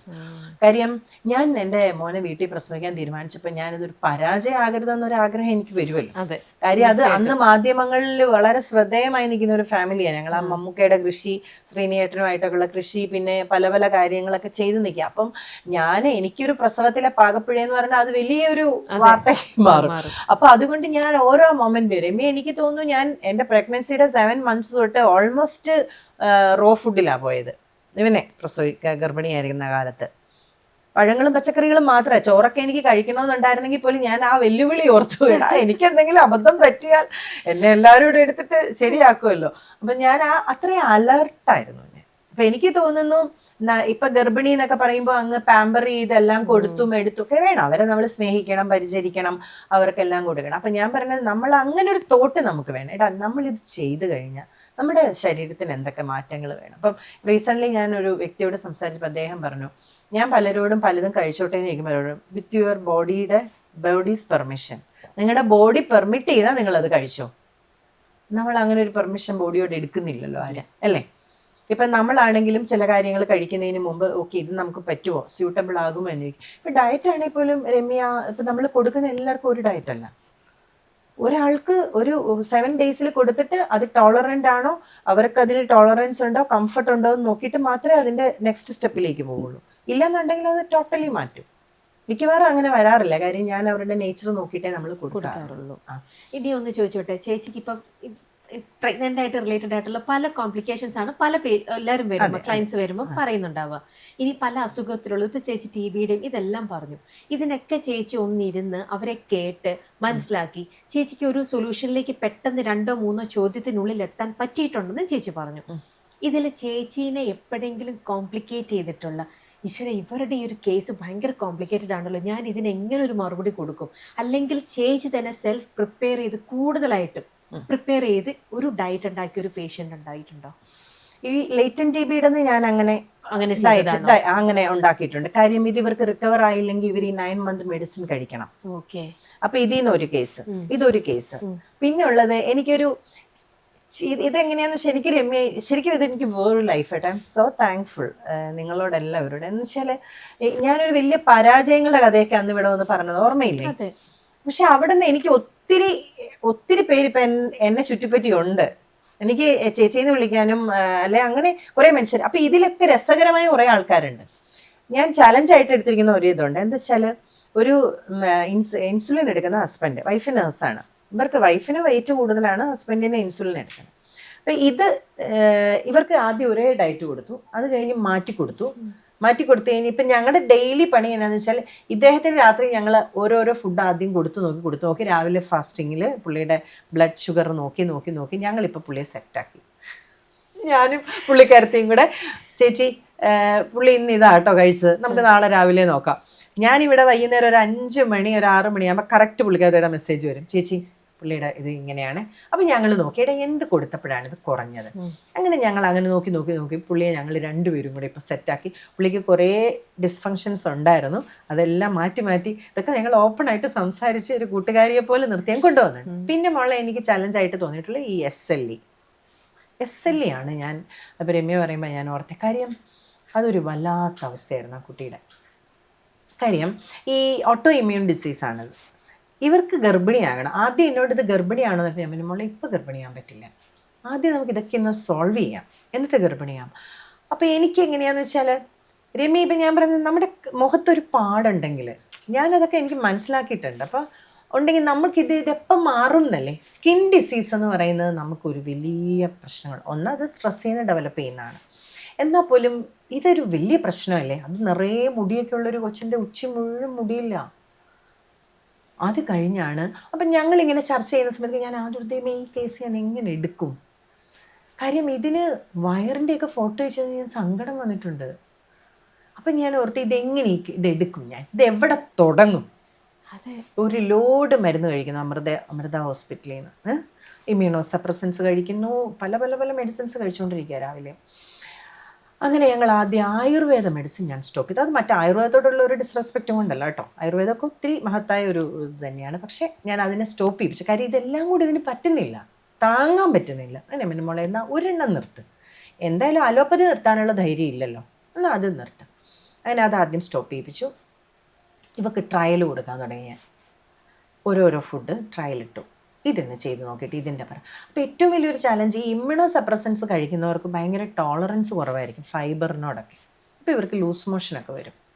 അപ്പോൾ രമ്യ ആലോചിക്കണം, അവിടെ പാലക്കാട് ഇരിക്കുന്നു, ഞാൻ ഇവിടെ ഇരിക്കുന്നു, ഫോൺ വിളിക്കുന്നു, ചേച്ചി എനിക്ക് ചെറിയ ഇങ്ങനെയുണ്ട് അങ്ങനെയുണ്ട്. അപ്പം ഞാൻ പെട്ടെന്ന് തന്നെ ഇരുന്ന് ഇവളുടെ പഴയതെല്ലാം എടുത്ത് നോക്കി, മോളെ ഇങ്ങനെ, അപ്പം ഞാൻ ഇതൊന്ന് ഇന്ന് കഴിച്ചു നോക്ക്, ഇങ്ങനെ കഴിച്ചു നോക്ക്. ഇടയ്ക്ക് പാൽപിറ്റേഷൻ വന്നിട്ട് അവൾ തന്നെ കുറച്ച് മെഡിസിൻ്റെ ഡോസ് കുറച്ചു. ഇങ്ങനെ ഇതൊരു ഇൻ്ററാക്റ്റീവായിട്ട് ഇങ്ങനെ നടക്കുക. അങ്ങനെ അവളുടെ കാര്യത്തിൽ വന്ന് ഞങ്ങളിപ്പം അപ്പം ഇത് പിന്നെ ഞാനിപ്പം വന്ന ഉടനെ ഇവിടെ കാണിച്ചു അവളുടെ കൈക്ക് വന്ന ചേഞ്ചസ്. ഈ SLE വന്നിട്ട് ഇങ്ങനെ സ്കിന്നിന് വന്ന പ്രശ്നങ്ങൾ മാറ്റി ഭയങ്കര ചേഞ്ചായി, ഡ്രാസ്റ്റിക് ചേഞ്ച് വന്നു. അവിടെയൊക്കെ നല്ല രോമമൊക്കെ വരാൻ തുടങ്ങി. ഇപ്പം ഇനി മുടി ഒന്ന് കിളിപ്പിക്കണമെന്നുള്ള അവളുടെ ആഗ്രഹം. എന്തായാലും ഞാൻ അതിനെ സപ്പോർട്ട് ചെയ്തിട്ടുണ്ട്, മുടി കിളിപ്പിച്ച് തരാൻ വേണ്ടിയിട്ടുണ്ട്. പിന്നെ എല്ലാവരുടെയും മുടിയുടെ പ്രശ്നം, ഹെയർ ഫോൾ, ചേച്ചി മുടി മുഴുവൻ പോയി. എല്ലാവരും പറയും ഒരു ഡയറ്റ് തുടങ്ങി ഒരു 14 ദിവസം കഴിയുമ്പോൾ പറയും ചേച്ചി മുടി പൊഴിച്ചിൽ നിന്നു, സ്റ്റൊമക്കിന്റെ പ്രശ്നം നിന്നു. പിന്നെ പുതിയ കാര്യമായിട്ട് അവർ വരും. പിന്നെ മോള് പറഞ്ഞ ഒരു ചാലഞ്ചിങ് ആയിട്ട് എനിക്ക് തോന്നുന്നു ഈ 2 ഫെലോപ്പിൻ ട്യൂബ് ഇൻഫെക്റ്റഡ് ആയിട്ട് സർജറി അല്ലാണ്ട് ഒരു ഓപ്ഷനും ഇല്ല, IVF ഉള്ളൂ സൊല്യൂഷൻ എന്ന് പറയുമ്പോൾ ആ കൊച്ചിന് 26 വയസ്സേ ഉള്ളൂ. അപ്പം അതുകൊണ്ട് തന്നെ ഞാൻ പറഞ്ഞു എന്തായാലും സർജറി എന്നൊരു സൊല്യൂഷനിൽ നിങ്ങൾ നിൽക്കുന്നുണ്ടല്ലോ, അതിന് മുമ്പ് 4 മാസത്തെ അവധിയുണ്ട്, അപ്പം അതിന് മുമ്പ് നമുക്ക് നോക്കാൻ വേണ്ടിയിട്ടുണ്ട്. നല്ല വ്യത്യാസമുണ്ട്. അതിൽ ഏറ്റവും വലിയ ചേഞ്ചാണ് ആ സ്കാൻ ചെയ്തപ്പം വേദനയില്ല എന്ന് പറഞ്ഞത്. പക്ഷെ ഇതിനൊക്കെ അവരുമായിട്ട് ഒത്തിരി സമയം ചെലവഴിക്കേണ്ടി വന്നിട്ടുണ്ട് എനിക്ക്. ഞാൻ നല്ലോണം ഇത് സമയം ചെലവഴിച്ച് ഇതിൽ മാറ്റം വരുത്താൻ പറ്റും. പക്ഷെ എനിക്കതിൽ സന്തോഷമേ ഉള്ളൂ. കാര്യം നമ്മുടെ ജീവിതം കൊണ്ട് എന്താ പറയുന്നത്, നമുക്ക് അങ്ങനെയൊക്കെയാണ് ആൾക്കാരെ സഹായിക്കാൻ പറ്റുന്നത് അല്ലേ. ഞാൻ അവരോടാണ് താങ്ക്ഫുൾ, അവർ നമ്മളെ വിശ്വസിക്കുന്നുണ്ട്. അതെ, ഇല്ലേ ചേച്ചി എന്തേലും ഒരു സൊല്യൂഷൻ ഞങ്ങളുടെ കാര്യത്തിൽ കാണും എന്ന് വിശ്വസിക്കാം. അങ്ങനെ ഒരു കൂട്ടം മനുഷ്യരുടെ ഒപ്പം ഉള്ള ഒരു യാത്ര, പുതിയ പുതിയ അംഗങ്ങൾ ഓരോ ദിവസം ആഡ് ചെയ്ത് കൂടി വരികയാണ് ഇപ്പൊ. ഫാമിലി മെമ്പേഴ്സ് കൂടി ഇപ്പൊ എന്നോട് പറഞ്ഞു ഇനി UK കൊണ്ടുപോകാൻ ചേച്ചി ഇവിടെ വാ. അപ്പൊ ഈ ഒരാൾ UK ഒരാൾ അയർലൻഡിനാണ് പ്രഗ്നന്റ് ആയത്. അപ്പം ചേച്ചി ഇനി ഇങ്ങോട്ട്, ഞാൻ പറഞ്ഞു അയർലൻഡിൽ പ്രഗ്നന്റ് ആയ കൊച്ചിത് പറഞ്ഞു കഴിഞ്ഞിട്ട് ഭയങ്കര, അതെ എനിക്ക് രസമാട്ടോ അമ്മി. നമ്മുടെ ആറ്റിറ്റ്യൂഡ് എന്ന് പറയുന്നത് എന്ത് കാര്യത്തിലും ഇമ്പോർട്ടൻ്റ് ആട്ടോ. അതിപ്പിന്നെ പ്രഗ്നൻസി ആയാലും ഏത് അസുഖമായാലും എന്തായാലും. പുള്ളിക്കാരത്തി ഈ 12 ഇയർ കഴിഞ്ഞ് പ്രഗ്നൻസി ആയവർ ഫോൺ വിളിച്ചിട്ട് ആദ്യം തന്നെ, ചേച്ചി ഇത് വല്ലതും നടക്കുമോ, കുറെ കാലമായിട്ടൊക്കെ ഉള്ള ആഗ്രഹമാണ് ചേച്ചി, ഇതെങ്ങാനും നടക്കുമോ എന്ന് ചോദിച്ചാൽ, പിന്നെ ഇത് നടക്കാതെ എവിടെ പോകാനെന്ന് പറയും. അപ്പം ഞങ്ങൾ എന്നിട്ട് പറയും, ചേച്ചി എന്തായാലും എനിക്ക് കൊച്ചുണ്ടായ ഞാൻ എയർപോർട്ടിൽ വന്നിറങ്ങുമ്പോൾ കൊച്ചിനെ ഞാൻ ചേച്ചിയുടെ കയ്യിലോട്ട് അങ്ങ് തരുമെന്ന് പറഞ്ഞു. അപ്പം ഞാൻ പറഞ്ഞു ഞാൻ ആ സമയം എയർപോർട്ടിൽ കാത്തിരിക്കുന്നുണ്ട്. ഇപ്പം ഫോൺ ചെയ്ത് പ്രഗ്നൻ്റ് ആണെന്ന് പറഞ്ഞപ്പോൾ ഞങ്ങൾക്ക് അവള് പറയണേ 7-8 സ്ട്രിപ്പ് എടുത്ത് മാറ്റി വിശ്വാസം ഇല്ലാതെ നോക്കി. അപ്പൊ എന്നോട് പറഞ്ഞേ, ചേച്ചി എയർപോർട്ടിൽ വരുന്നോ UK വരുന്നോ? അപ്പൊ ഞാൻ പറഞ്ഞു നമുക്ക് എയർപോർട്ടിൽ കാണാന്ന് പറയാം. അപ്പം അവളെ ഞാൻ അന്ന് രാത്രി ഫുൾ അവളെ സ്വപ്നം കാണുക. ഞാൻ അവളെ കാണാൻ പോയി. എന്നിട്ട് ഞാൻ പിറ്റേ ദിവസം അവളോട് പറഞ്ഞു, അന്നേരം ചേച്ചി മിക്കവാറും ഇങ്ങനെ വരേണ്ടി വരുമെന്ന്. അപ്പോൾ എനിക്കറിയില്ല രമ്യ, ചിലപ്പം ജീവിതത്തിൽ എനിക്ക് ഒത്തിരി പരാജയങ്ങൾ വന്ന കാര്യം ഞാൻ പറഞ്ഞിട്ടുണ്ടല്ലോ. ഞാനൊരു കോൺഫിഡൻഷ്യൽ അസിസ്റ്റന്റ് ആയിട്ട് എവിടെയെങ്കിലും ഇരിക്കേണ്ട ആളായിരുന്നു. അവിടെ നിന്ന് തെന്നി മാറി കൃഷിയിൽ വന്നു, പല പരീക്ഷണങ്ങൾ ചെയ്തു. ചിലപ്പോൾ ഇത്രയൊക്കെ ആൾക്കാരോട് ഇങ്ങനെയൊക്കെ ആകാനുള്ള ഒരു ഭാഗ്യത്തിനാവാം എല്ലാത്തിൽ നിന്നും മാറ്റി ഇവിടെ കൊണ്ട്. പക്ഷെ ഞാൻ ആദ്യം എന്താ ഓർത്തെന്നറിയാം രമ്യ, നമ്മുടെ ഇന്റർവ്യൂ ഒക്കെ കഴിഞ്ഞിട്ടുള്ള ഒരു ഫ്ലോ ഉണ്ടല്ലോ, സ്വാഭാവികമാണല്ലോ. അപ്പൊ അതിന്റെ ആയിരിക്കാം ഈ ഒരു ഇതെന്ന് വിചാരിച്ചു. പക്ഷെ അങ്ങനല്ല കേട്ടോ. ഇപ്പോഴും തിക്കും തിരക്കുമാണ് ചേച്ചിക്ക്. ഫോൺ കോൾസ് ഇത്രയും, ഇൻസ്റ്റയിലും മെസ്സേജസ്. നിങ്ങൾക്ക് ഇപ്പൊ അമ്മേനെ കിട്ടുന്നില്ല നിങ്ങളുടേതായിട്ടുള്ള കാര്യങ്ങൾക്കല്ലേ? ഫുൾ ബിസിയാണ്. എവിടെ മറ്റേ രണ്ടുപേരും? ഇപ്പോഴും ദുബായിൽ തന്നെ ദുബായ് ജോലിയാണ്. പിന്നെ മോള് പരീക്ഷയാണ്, അതുകൊണ്ടാണ് വരാൻ. ഈ പ്രാവശ്യം ഞങ്ങൾ അവരെ രണ്ടുപേരും ഈ പ്രാവശ്യം മിസ് ചെയ്തു. ഇനിയും ചേച്ചി ഇതുപോലെ ഗുഡ് ന്യൂസ് ആയിട്ട് വീണ്ടും ഈ ബിഹൈൻഡ് ദി സക്സസിൽ വന്നിരിക്കുമ്പോ ഞങ്ങൾ ഇപ്പറേ 2 ചെയർ കൂടെ ആ 2 കുട്ടികളെയും കൂടെ അന്ന് കൊണ്ടുവരണം കേട്ടോ. മോൾക്ക് എന്താവാനാണ് ആഗ്രഹം? അപ്പോ എനിക്ക് ഇപ്പം പഠിത്തം കഴിയാ ദുബായിൽ ഒരു നല്ല ജോലി കിട്ടി അവിടെ സെറ്റിൽഡ് ആവാനാണ് താല്പര്യം. ഓക്കെ. സയൻസ് ഫീൽഡിലേക്ക് മോന് താല്പര്യം ഉണ്ടോ? കമ്പ്യൂട്ടർ സയൻസ് ആണ് താല്പര്യം. ഓക്കെ. മോൻ ഏത് ഭക്ഷണം ഏറ്റവും കൂടുതൽ ഇഷ്ടം കഴിക്കാൻ? ഭക്ഷണം ദോശ. മോൾക്കോ? എനിക്ക് അങ്ങനെ ഇല്ല, എല്ലാം ഇഷ്ടമാണോ? എന്നാലും ചേച്ചി ഞാൻ ചോദിക്കട്ടെ, ഇവർ രണ്ടുപേരും ഇന്നത്തെ ഫ്രണ്ട്സും ഒക്കെ ഇന്നത്തെ കുട്ടികൾ തന്നെയല്ലേ, ഇവരുടെയും നാവിനൊരു രുചി തോന്നില്ലേ ഇടയ്ക്ക് ഒരു ഫാസ്റ്റ് ഫുഡ് കഴിക്കണം അങ്ങനെയൊക്കെ? മോന് താല്പര്യം തോന്നാറില്ലേ? ബർഗർ കഴിക്കണം, KFC കഴിക്കണം? ചില സമയത്ത് തോന്നാറുണ്ട്. അപ്പം എങ്ങനെയാ ചേച്ചി ഇവരാണെങ്കിൽ അങ്ങനത്തെ ആഗ്രഹങ്ങൾ പറയുമ്പോൾ ചേച്ചി അങ്ങനെ വാങ്ങിച്ച ഇടയ്ക്കാണെങ്കിലും കൊടുക്കുവോ, അതോ പൂർണ്ണമായിട്ടും അവർക്ക് ഭീകര താണ്ഡവമൊക്കെ വീട്ടിലാടും? ആണോ? ഇടയ്ക്ക് പോലും വാങ്ങിച്ചു കൊടുക്കത്തില്ല, പക്ഷെ അവർ കഴിച്ചിട്ടില്ല എന്ന് നമുക്ക് പറയാൻ പറ്റില്ല. പുറത്തുള്ളപ്പോ, അവിടെ ദുബായിലുള്ളപ്പോ കഴിച്ചിട്ടുണ്ട്. വല്ലപ്പോഴും എന്താന്ന് അവരൊന്നും അറിയണമല്ലോ, അങ്ങനെ വെച്ച് കഴിച്ചിട്ടുണ്ട്. പക്ഷെ ഞാൻ അതിന്റെ എല്ലാ കുഴപ്പങ്ങളും പറഞ്ഞു കൊടുത്തിട്ടുണ്ട്. നമ്മൾ കൺവിൻസ് ചെയ്യണം, ഒന്ന് കുറച്ച് പറഞ്ഞ് കൺവിൻസ് ചെയ്ത് ഇടയ്ക്ക് മാത്രം കുറച്ച് വഴക്കൊക്കെ കേട്ടിട്ടാണ് അത് കഴിക്കാൻ പറ്റുള്ളൂ. പെട്ടെന്ന് കിട്ടൂല. അതെങ്ങനെയാ നമ്മള് മേടിച്ചു കൊടുക്കുന്നത്? പിന്നെ ഞാൻ ഓർക്കും സാരമില്ല, അതൊന്നും ഒരിക്കല അങ്ങനെ നമ്മള് അവരൊന്നും അറിയട്ടെ. പക്ഷെ പുറത്തൊന്നും പോയി അങ്ങനെ വാങ്ങിച്ചു കൊടുക്കത്തില്ല.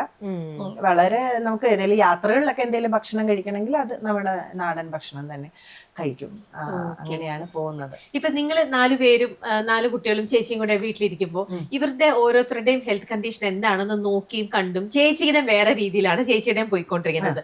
അപ്പൊ ചേച്ചിയുടെ വീട്ടിൽ ചേച്ചി ഏത് തരത്തിലുള്ള അരിയാണ് യൂസ് ചെയ്യണത്? മക്കൾക്ക് എല്ലാവർക്കും കൂടെ ഒരു അരി, ചേച്ചിക്ക് വേറെ, അങ്ങനെയാണോ? എങ്ങനെയാ വീട്ടിലെ സിസ്റ്റം? വീട്ടിലിപ്പോ ഞാൻ എൻ്റെ പ്രായം അനുസരിച്ചിട്ട് ഞാൻ എൻ്റെ ഭക്ഷണത്തിൽ കൂടുതൽ ശ്രദ്ധിക്കണമല്ലോ നമ്മൾ. അപ്പൊ ഞാൻ ഇവരോട് പറയും, ഞാൻ 50കളിൽ കഴിയുന്ന ഭക്ഷണം നിങ്ങൾ 20കളിൽ കഴിച്ചോണം, എന്നാലേ ഉള്ളൂ നിങ്ങൾക്ക് മുന്നോട്ട് പോകാൻ പറ്റുള്ളൂ. അതുകൊണ്ട് എല്ലാവർക്കും ഒരു ഭക്ഷണമാണ്. അപ്പൊ പിള്ളേർ പറയും ഉപ്പും പുളിയില്ല, എരിവുമില്ല, ഒന്നുമില്ല. ഇപ്പൊ ഞാൻ ഉണ്ടാക്കി കൊടുക്കുന്നതല്ലേ ഇവർക്ക് കഴിക്കാൻ പറ്റുള്ളൂ. പിന്നെ ഇപ്പം ചപ്പാത്തിയോ അങ്ങനെയൊക്കെ ഉണ്ടാക്കുമ്പോൾ ഞാൻ വെറുതെ ഉപ്പിട്ടിട്ട് സോട്ട് ചെയ്ത് വെജിറ്റബിള് റോൾ ചെയ്ത് കഴിച്ചാൽ ഇവര് പിന്നെ പുറകെ നിന്ന് കുറച്ച് കുരുമുളക് പൊടി കുറച്ച് സാധനമൊക്കെ ഇവരിട്ടിട്ട് കഴിക്കും. പക്ഷെ ഞാൻ ഭയങ്കരമായിട്ട് ഉപ്പും എരിവും എല്ലാം കുറച്ചാ എല്ലാം ഉണ്ടാക്കുന്നത്. പിന്നെ സ്റ്റീംഡ് വെജിറ്റബിൾസോ വൈകിട്ടൊക്കെ അങ്ങനെ കഴിക്കും. ആൻഡ് ഡിപ്പെൻഡ്സ് ടു എൻ്റെ മാനസിക നില അനുസരിച്ച്. എൻ്റെ മനസ്സും ഇതൊക്കെ ഓക്കെയാണ്, ഇവര് രക്ഷപ്പെട്ടു. അപ്പൊ നല്ല ഭക്ഷണം കിട്ടിയെങ്കിലോ ഇന്ന് അമ്മയുടെ മനസ്സ് ഓക്കെയാണ് അത് പിള്ളേര് പറയും, പറയും. പിള്ളേര് പറയും. പക്ഷെ ഞാൻ എന്നാലും ഇവര് ഞാൻ എല്ലാം കുറച്ചാണ് വീട്ടില്. നമ്മുടെ വീട്ടിലിപ്പോ എണ്ണ എനിക്ക് തോന്നുന്നു 2 മാസമൊക്കെ ഇരിക്കും 1 ലിറ്റർ എണ്ണ ഇപ്പോഴത്തെ അവസ്ഥയില്. കുക്കിംഗ് ഒത്തിരി കുറഞ്ഞു, അല്ലാതെ റോയിലേക്ക് മാറി. എന്നാലും ഈ അരികൾക്കൊക്കെ പ്രത്യേകിച്ച് എന്താ പറയാ, ഇപ്പൊ ചേച്ചിയുടെ ഓരോ ചേച്ചിയുടെ അരികളുണ്ടല്ലോ, ചില അരികൾക്കൊന്നും വലിയ ടേസ്റ്റ് പോലും ഇല്ല, ചിലതിനൊരു കുത്തല ടേസ്റ്റോ അങ്ങനെയൊക്കെ ആയിരിക്കാം. അപ്പം നമുക്ക് ഇപ്പൊ ചേച്ചി നമ്മൾ വലിയതാകുമ്പോൾ നമുക്ക് അതിന്റെ ഗുണങ്ങൾ എന്തൊക്കെയാണ്, അത് കഴിച്ചാലുള്ള ഗുണങ്ങൾ മനസ്സിലാക്കിക്കൊണ്ട് നമ്മൾ ചിലപ്പോൾ അതങ്ങ് കഴിക്കും. പക്ഷെ ഇവരൊക്കെ കുട്ടികളാവുമ്പം അവർക്ക് അത് കഴിക്കുമ്പോൾ അവർ ആ ഭക്ഷണം നമ്മൾ അറിഞ്ഞ് സന്തോഷത്തോടെ കഴിക്കണമെന്നും പറയില്ലേ. അപ്പം ഇവരെങ്ങനെയാ ചേച്ചി ആ ഭക്ഷണത്തിന് അങ്ങനെ സന്തോഷത്തോടെ കഴിക്കാൻ പറ്റുമോ? ഇവര് ചെറുതിലെ എനിക്ക് തോന്നുന്നു അവർ പഴയതിലും കൂടുതൽ ഭക്ഷണമൊക്കെ ഇപ്പൊ അവർക്ക് കഴിക്കാൻ പറ്റുന്നുണ്ട്. ഇവരുടെ അച്ഛൻ കൂടെയുള്ള സമയത്ത് ഭയങ്കര റെസ്ട്രിക്ഷൻസ് ആയിരുന്നു. ചക്ക സീസൺ വന്നാൽ ചക്ക മാത്രമേ കഴിപ്പിക്കുകയുള്ളൂ. ബ്രേക്ക്ഫാസ്റ്റ് ചക്കയായിരിക്കും, ഉച്ചയ്ക്ക് കഞ്ഞിയും ചക്കയായിരിക്കും, വൈകിട്ടും ചക്കയായിരിക്കും. പുള്ളി കുക്ക് ചെയ്യാനേ സമ്മതിക്കില്ല. അങ്ങനെയൊക്കെ ആയിരുന്നു. ഇപ്പോഴെന്ന് പറയുമ്പോഴത്തേക്കിന് ചിലപ്പോ നല്ല തവിടുള്ള അരിയുടെ ചോറൊക്കെ വെക്കുമ്പോ ഈ പിള്ളേർ ചോദിക്കും, എന്റെ അമ്മ ഇത് ഇച്ചിരി കുറച്ച് തവിട് കുറഞ്ഞത്. അപ്പൊ അതിന് ചില ഓപ്ഷനാണ് ഞാൻ തങ്കസമ്പ എന്ന് പറയും, പിന്നെ തുയാമല്ലി റൈസ്, അങ്ങനെ ചില റൈസ് വൈറ്റ് അൺപോളിഷ്ഡ് ഉണ്ട്, അത് സ്റ്റോക്ക് ചെയ്യും.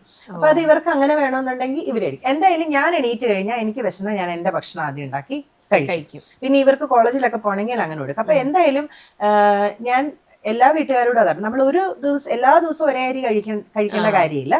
ഇപ്പം രക്തശാലി വൈറ്റമിൻസ് ബി വൈറ്റമിൻസ് നന്നായി ഉള്ളതാണ്.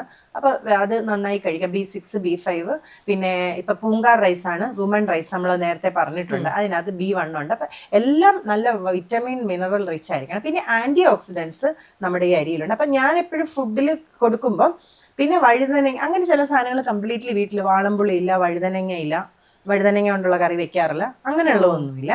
പിന്നെ എപ്പോഴും ഒരു ഹെൽത്ത് എങ്ങനെ നന്നായി പോണം എന്ന് പറഞ്ഞു കൊടുത്തിട്ടുണ്ട്.